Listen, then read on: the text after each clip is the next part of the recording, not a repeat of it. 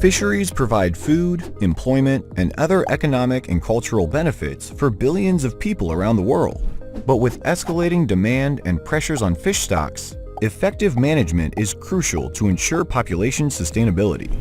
Management procedures, or MPs, are a valuable tool addressing this need.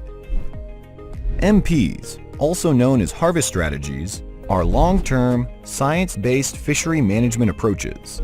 They are designed to achieve pre-agreed objectives established by managers in collaboration with stakeholders. To meet these objectives, MPs incorporate harvest control rules that set catch regulations based on indicators of the status of the fish stock. MPs operate similarly to an autopilot system for a ship.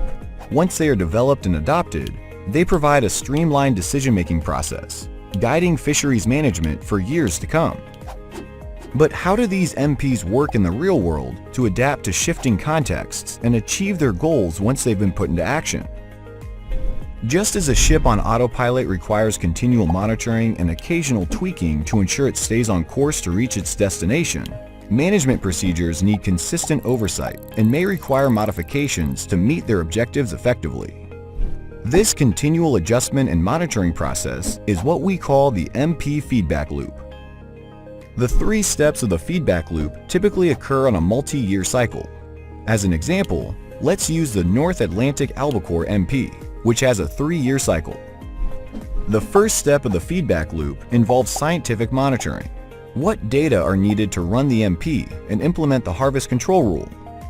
The data collection program, specified in the MP, requires collecting information about the fishery, including catch and effort data, supplemented by surveys if required.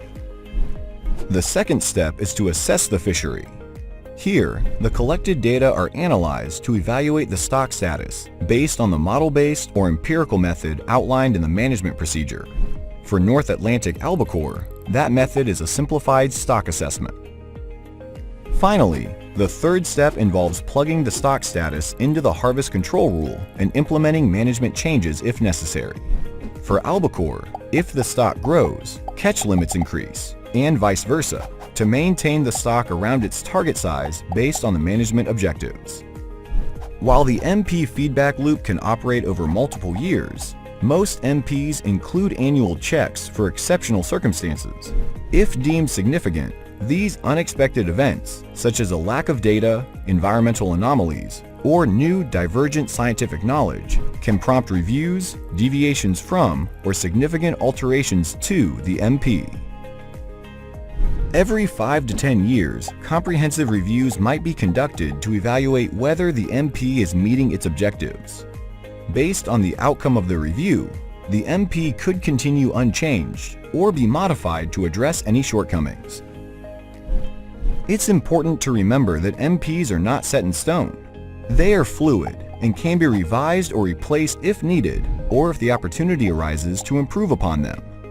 For instance, the successful Southern Bluefin Tuna MP, adopted in 2011, was revised in 2019 due to data availability and scientific improvements. Ongoing collaboration among scientists, managers, and stakeholders is vital for long-term MP implementation, and MPs must be a part of a comprehensive package of management tools, including catch allocation and enforcement mechanisms. The reward? Just like a ship on autopilot will reach the correct port, MPs ensure that our valuable fisheries thrive and are sustainably managed in the long term, safeguarding these resources for future generations.